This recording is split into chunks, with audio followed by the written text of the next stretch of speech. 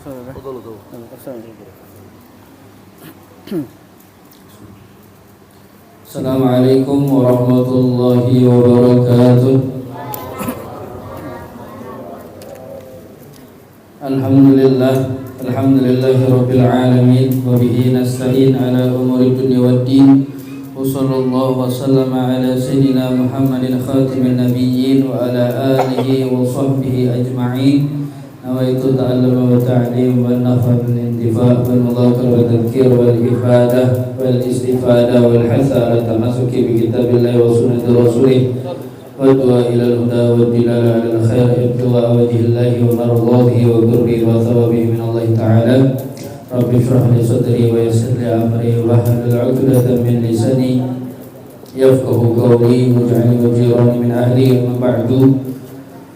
Yang sama-sama kita muliakan para habaib, para syarifah, para anak cucu baginda Muhammad SAW dimanapun berada, wabil khusus yang hadir pada malam hari ini, Al-Mukarram yang mulia Al-Habib Zaid bin Hamzah Al-Haji, Habib Hamzah bin Ahmad Sofyan Al-Idrus, kemudian Habib Hasan bin Salih Al-Hamid, Habib Ali Zainal Abidin Al-Jufri, juga Said Hasan bin Habib Rijal Al-Habsi, dan juga para alim ulama, guru-guru agama, wabil khusus guru kita bersama yang mulia Guru Abdul Hadi, Guru Ahmad Ghazali, Guru Kusairi, Guru Sobari, Guru Uthman, Guru Ahmad Rehan, Guru Muhammad, dan guru-guru yang lain yang tidak bisa ulun sebutkan satu persatu, namun tidak mengurangi rasa hormat ulun, rasa ta'zim ulun kepada antum-antum semua.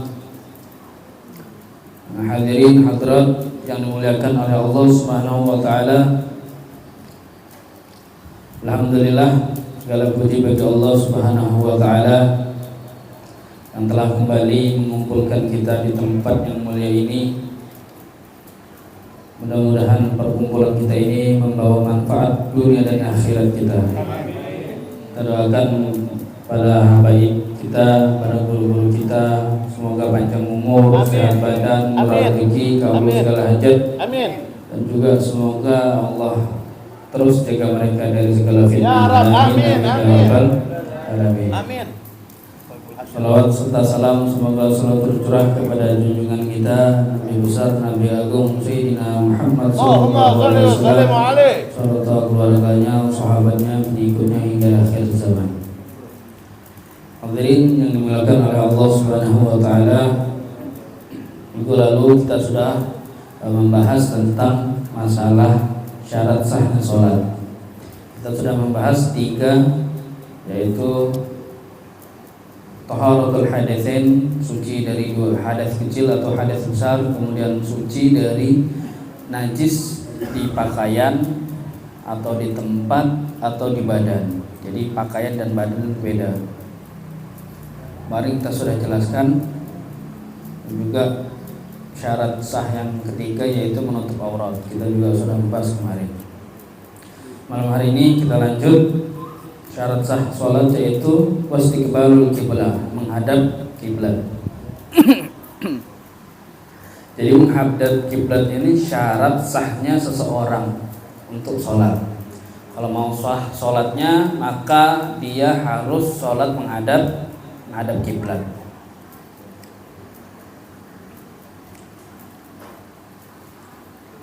Al-makna anna rabi min syuruti sihhatis shalah ay yastaqbilal musalli ainal ka'bah bi sadri.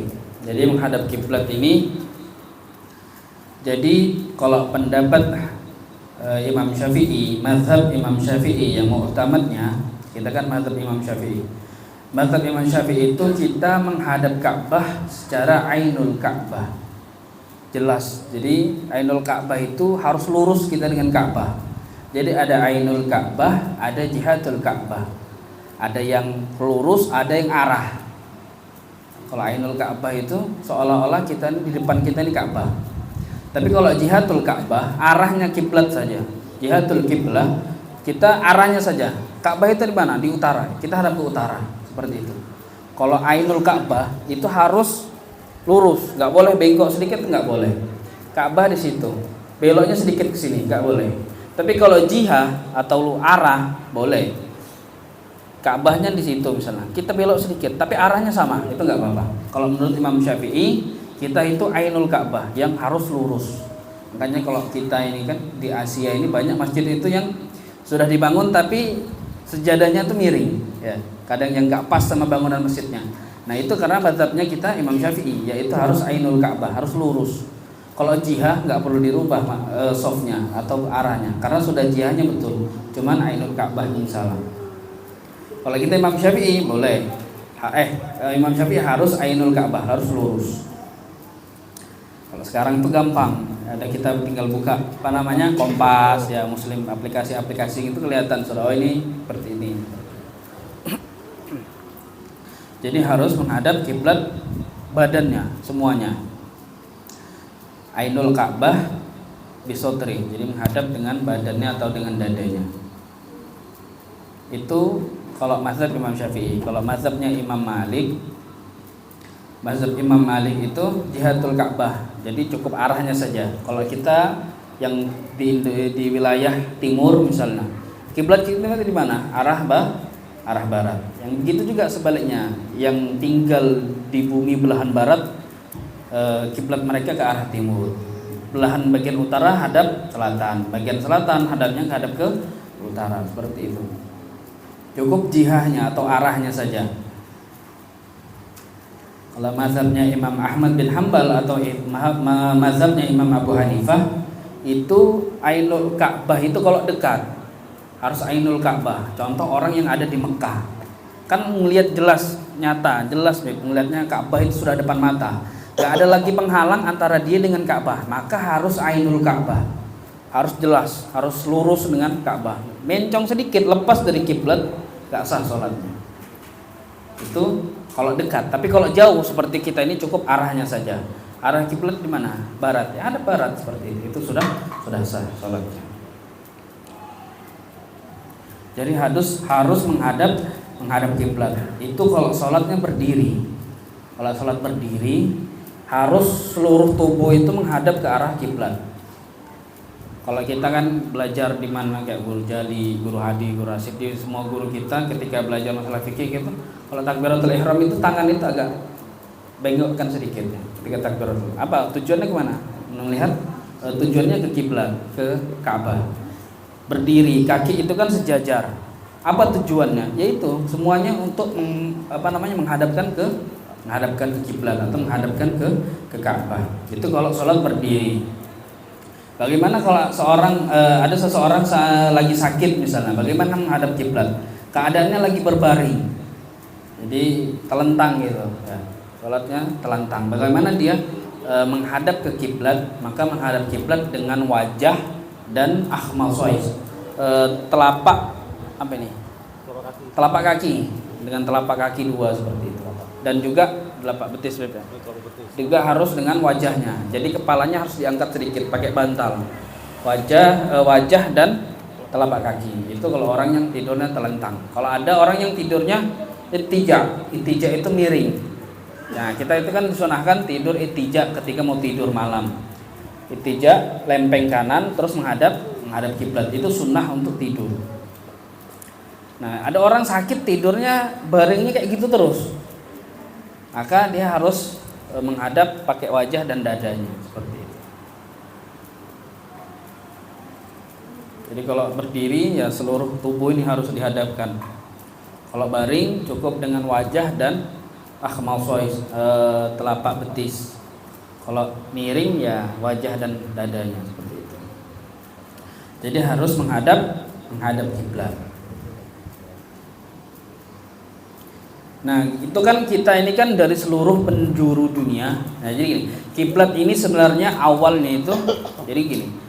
Kiblat kita ini kan Ka'bah. Nah, sebelum Ka'bah itu namanya Baitul Maqdis di Palestina. Kiblat sholat itu sebelum Ka'bah ini ada di Baitul Maqdis. Kemudian diwahyukan oleh Allah kepada Rasulullah untuk pindah lagi.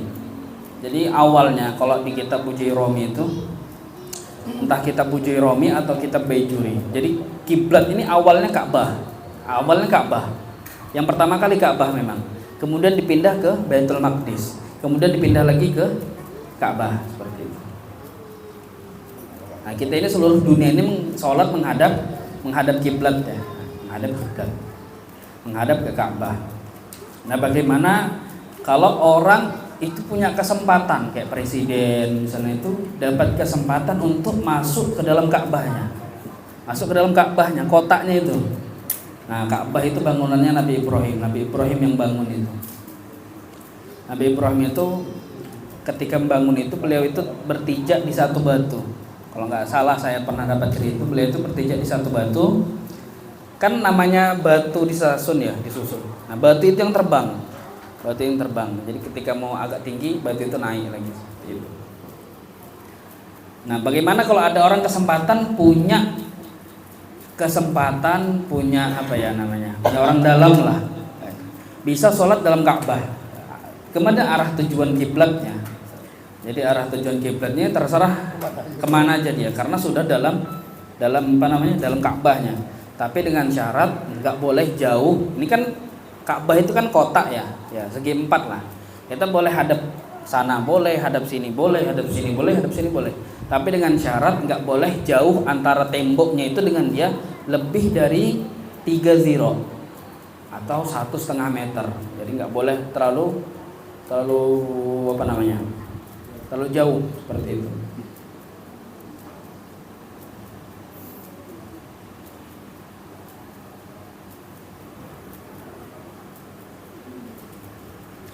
Jadi harus menghadap ke kiblat, menghadap Ka'bah. Nah, ada beberapa keadaan yang sholat itu boleh tidak menghadap kiblat atau tidak menghadap Ka'bah. Ada beberapa keadaan yang mana sholat itu boleh tidak menghadap kiblat. Nah, ini kan tadi kan syarat sahnya sholat. Nah, tapi ada beberapa keadaan yang itu nggak diwajibkan untuk menghadap kiblat. Keadaan yang pertama yaitu sholat syiddatul khauf.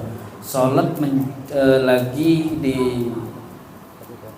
peperangan, lagi perang, waktunya sholat, maka harus sholat. Seperti kita bahas kemarin, nggak boleh seseorang itu kosong waktunya dari sholat yang telah ditentukan.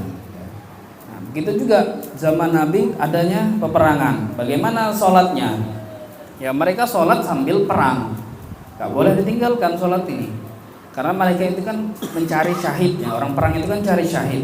Nah, syahid ini kan jaminannya surga. Bagaimana mereka akan mendapatkan surga kalau mereka maksiat?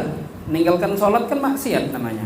Nah, mereka nggak bakal dapat surga kalau melakukan maksiat. Nah, akhirnya mereka wajib melaksanakan sholat, dan juga mereka harus berperang. Bagaimana? Ya, sholat. Ketika mau sholat takbiratul ihram Allahu Akbar sambil perang, sambil loncat-loncat, sambil bunuh, seperti itu. Sholatnya terserah mau hadap mana, mau kayak apa gerakannya, yang penting sholat. Itu sholat syiddatul khauf. Makanya nggak harus untuk menghadap kiblat. Ini keadaan untuk syiddatul khauf namanya. Tapi syiddatul khauf ini, kalau itu kan tadi perang. Nah, syiddatul khauf itu ada 5. Syiddatul khauf itu menjaga boleh tidak menghadap kiblat untuk menjaga 5 sesuatu yang berharga. Yang pertama an-nafsu, jiwa, menjaga diri, menjaga kehormatan. Lagi sholat Allahu Akbar, ada orang bawa parang, membunuh. Kayak apa? Ditungguin? Enggak, lari. Tapi sholat ini nggak dibatalkan. Sholatnya nggak boleh dibatalkan. Allahu Akbar. Ngelihat itu ada bawa parang itu, mati aku. Kalau nggak lari mati. Lari. Ya lari. Pokoknya sudah orang nggak ngejar, stop. Sudah nggak ngejar, stop. Sholat lagi. Atau lagi sholat di depan kita atau samping kita tuh kita bawa tas misalnya, lagi perjalanan sholat. Kita taruh tas ini, atau tas kita ini diambil orang. Ya ada HP, ada uang di dalam. Ini apa? Jadi kejar. Jadi ketika sholat itu kejar. Nanti kalau sudah misalnya tas itu dilemparkan sama malingnya misalnya, ditaruh, ya berhenti. Larinya berhenti, sholat lagi seperti itu. Jadi sholat itu nggak boleh dibatalkan. Jadi itu nggak perlu hadap kiblat. Misalnya hadap sana kiblat ya. Ada maling lari ke sana, ya lari ke sana. Loh, nggak perlu lari mundur, ya nggak bisa lari mundur. Kejar malingnya seperti itu. Pertama menjaga diri, kemudian menjaga akal, kemudian menjaga harta. Yang keempat menjaga nasab. Nasab ini juga penting. Lagi sholat ada buku nasab misalnya mau dibakar orang. Ini kalau ini hilang nasab ini nih. Nggak tahu nanti anak cucunya bagaimana. Kejar seperti itu. Dan juga yang terakhir harga diri atau martabat keluarga. Kita lagi sholat ada mungkin keluarga perempuan diganggu, nggak apa-apa. Pergi seperti itu atau beranjak dari tempat sholatnya, nggak apa-apa. Sudah selesai perkaranya, sholat lagi, dilanjutkan lagi sholatnya. Itu yang pertama, sholat syiddatul khauf. Yang kedua, nafil, sholat sunnah dalam perjalanan. Nah ini mungkin ini jarang kita lakukan mungkin. Sholat sunnah di dalam perjalanan. Jadi lagi sholat sunnah, mungkin sholat sunnah 2 perjalanan, lagi sholat sunnah waktunya sholat duha. Sholat seperti itu boleh tidak menghadap kiblat. Jadi gini, sholat sunnah itu, ini sholat sunnah ya, bukan sholat fardu, sholat sunnah boleh untuk tidak menghadap kiblat ketika dalam perjalanan. Perjalanan itu meskipun perjalanan qasir, bukan qasir. Qasir itu dikatakan mil, 1 mil itu 1,8 kilo. Sini ke Sebongkok misalnya pakai mobil, waktunya sholat duha, sholat sunnah dalam mobil misalnya. Insya Allah orangnya nggak pernah meninggalkan sholat duha misalnya. Lagi ke Sebongkok di jalan misalnya, kaget, ini kalau bentar lagi zuhur ini, lepas sholat duha ini, sholat sunnah. Jadi takbiratul ihramnya arahnya kemana? Kiblatnya, ya arah tujuannya kemana? Ke Sebongkok, ya ke Sebongkok kiblatnya seperti itu. Itu kalau dalam kendaraan, ini kereta kah? Sholat sunnah rawatib, pokoknya sholat sunnah. Jadi boleh nggak menghadap kiblat seperti itu. Itu kalau dalam kendaraan. Ya sholat Allahu Akbar, sholat duha, sholat duha Allahu Akbar, sholat seperti itu. Rukuk ya rukuk, sujud ya sujud. Ya, kan kita pernah bahasnya, belum kayaknya. Tapi guru-guru kita itu sudah pernah bahas tata cara sholat dalam kendaraan misalnya. Ya rukuknya seperti itu. Atau orang dalam keadaan duduk, rukuk agak tunduk, nanti sujud lebih tunduk lagi, seperti itu. Itu kalau dalam kendaraan. Kalau jalan, satu sebongkok sholat duha misalnya. Takbiratul ihramnya ini kalau jalannya. Kalau jalan itu wajib menghadap kiblat dalam 4 keadaan. Pertama takbiratul ihram, kemudian ruku, yang ketiga sujud, yang keempat julus baina sajadatain, duduk antara 2 sujud. Jadi misalnya sini ke Sebongkok ya, jalan. Jadi takbiratul ihramnya ini ngadap kiblat dulu. Kiblatnya mana? Sana. Allahu Akbar. Sudah takbiratul ihram nih, jalan ke Sebongkok. Jalan. Sambil jalan tuh, baca Bismillahirrahmanirrahim, baca Fatihah, baca surah. Nanti kalau sudah mau ruku, hadap kiblat lagi. Baru ruku, seperti itu. Ini nafil safar al-mubah. Jadi boleh nggak menghadap kiblat seperti itu. Atau sholat di pesawat misalnya. Nah ini penting. Sholat ini, masalah ini penting. Jadi masalah sholat di pesawat. Kalau kereta, kemudian kapal laut, kemudian kendaraan yang yang nempel di bumi atau yang netap di bumi, itu pembahasannya nggak ada. Tinggal cara sholatnya bagaimana. Tapi masalah pesawat. Kalau orang sholat di pesawat, ya, ada orang sholat di pesawat. Kalau dia sempurna sholatnya, ini contoh perjalanannya jauh ini. Umroh misalnya Beb ya, mudah-mudahan yang belum umroh bawa umroh itu. Katanya pesawat sampai 9 jam, 10 jam misalnya. Ini berangkatnya malam. Entah subuh atau sholat isya maghribnya mungkin nggak sempat ini. Kalau mau perginya sebelum maghrib misalnya, sampai sana mungkin di apakah, pokoknya lebih lama biasanya. Sampai datangnya pagi misalnya di sana. Artinya kan maghrib, isya, subuh kan di pesawat ya. Nah, bagaimana sholatnya? Kalau seandainya dia sholat sempurna, sholat berdiri, rukuknya sempurna, bisa rukuk, bisa sujud ya. Bisa rukuk, bisa sujud. Maka ada khilaf di ulama antara dia wajib qadha atau tidak. Wajib qadha apa tidak. Nah kalau dia sholat nggak bisa ruku atau nggak bisa sujud, nggak sempurna lah sholatnya, maka wajib untuk dia mengqadha. Wajib untuk mengqadha. Artinya sholatnya untuk menghormati waktu. Nah kenapa? Padahal yang pertama tadi kan sempurna, sholatnya itu sempurna, bisa ruku, bisa sujud seperti sholat kita biasa. Karena kan kalau pesawat lebar itu biasanya cukup untuk sholat ya. Bisa maksudnya bisa aja sholat meskipun berjamaah juga bisa seperti itu. Nah kenapa banyak ulama yang mengatakan bahkan muktamad ulama wajib qadha. Kenapa? Karena pesawat ini ada mul istiqrar alal ardi. Jadi pesawatnya itu melayang gitu loh, nggak menetap di bumi. Kalau kereta kan di bumi nempel misalnya gitu loh. Apa yang namanya? Apa ya istilahnya, bersentuhan lah dengan bumi gitu loh, ya maksudnya nyentuh bumi. Nah kalau pesawat ini kan terbang, nggak nyentuh bumi. Nah pendapat paling muktamad wajib qadha. Karena apa? Karena pesawat ini nggak nempel sama bumi, nggak nempel sama bumi seperti itu. Jadi kalau kapal, kalau kereta itu tetap bagaimana? Tetap sah sholatnya. Jadi kalau ada orang sholat misalnya di kereta, cari, ini ceritanya kayak ceritanya Habib Taufik. Habib Taufik itu pernah di perjalanan, ini kisahnya Habib Muhammad bin Husain Al-Habsyi dari Muda Solo, Muhammad. Beliau itu sama Habib Taufik lagi perjalanan Surabaya Semarang. Waktunya sholat, pikirannya Habib Muhammad ini tayamum sholatnya di kursi. Kata Habib Taufik, loh kayak apa nih? Kita sholat berdiri, maksudnya sholat berdiri, wudunya ya ke kamar mandi. Kalau kamar kereta itu kan nggak ada keran kayak gitu, pasti kan wastafel gitu ya. Ya wudunya di situ, ya harus naikkan kaki kayak gitu. Habib Taufik seperti itu. Ya kan, ini kan kereta ini kan panjang kata Habib Taufik. Kan antara satu gerbong satu dengan gerbong lain itu kan ada pemisah ya. Biasanya ada sekat kecil. Nah, jalan itu Beb, itu. Nah, sholat di situ kita, katanya Beb Taufik. Cari koran kita. Cari koran ya sholat di situ. Saking apa namanya? Saking menjaganya sholat. Kalau itu kalau ulun mungkin kodo aja nanti. Kodo aja Beb. Habib Taufik enggak. Bahkan pernah sama Habib Muhammad juga, Habib Muhammad sama Habib Taufik dari Surabaya ke Solo. Itu jalanan jauh ini. Pakai bis. Nah perjalanannya masuk waktu subuh itu daerah Ngawi.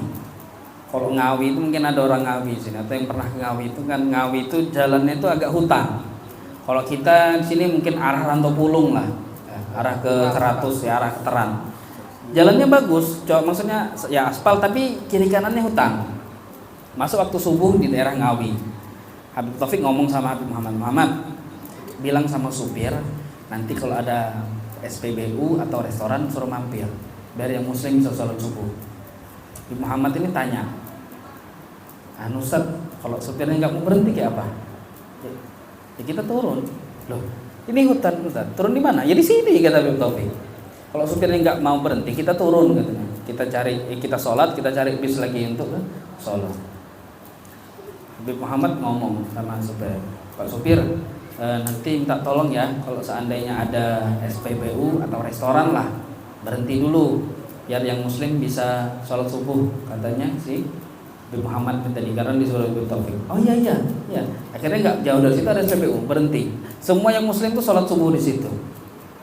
Jadi Habib Muhammad ini dapat pahala satu, semua orang yang sholat subuh berkat apa? Berkat ngomong sama supir, biar bisa sholat subuh. Dan bukan apa ya, kalau supirnya nggak mau berhenti, turun kita sini, turun sholat, baru cari bis nih. Kalau kita enggak, repot nih. Kalau turun ini belum mana, terus saja nanti kotanya kan.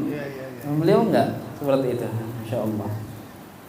Jadi wajib harus menghadap kiblat, bagaimanapun keadaannya. Jadi kalau nggak bisa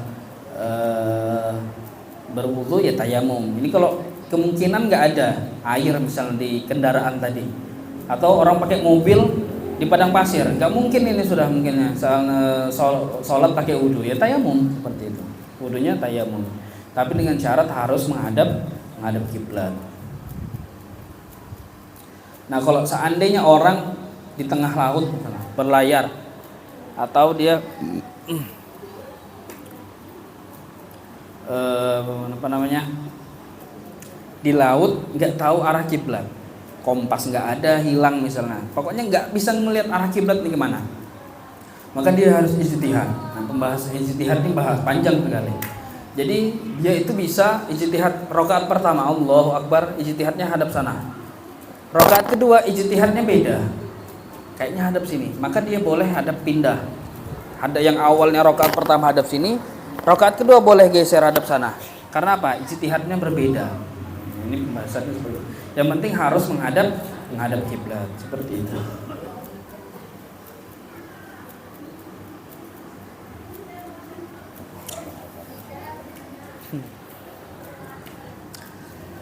Jadi itu masalah tentang menghadap kiblat.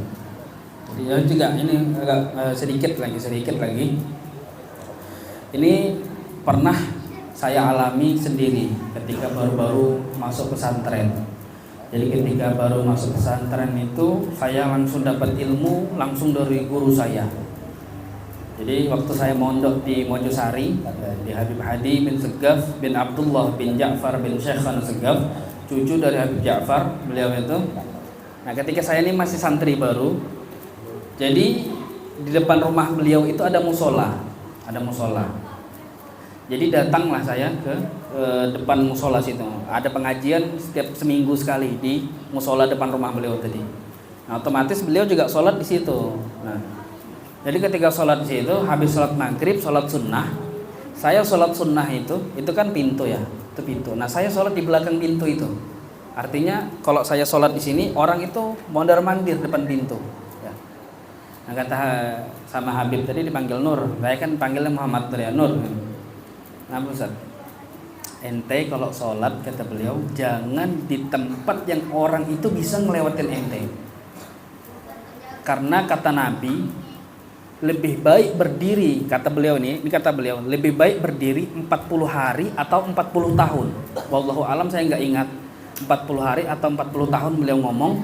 Lebih baik orang berdiri 40 hari atau 40 tahun daripada harus melewati orang sholat tadi.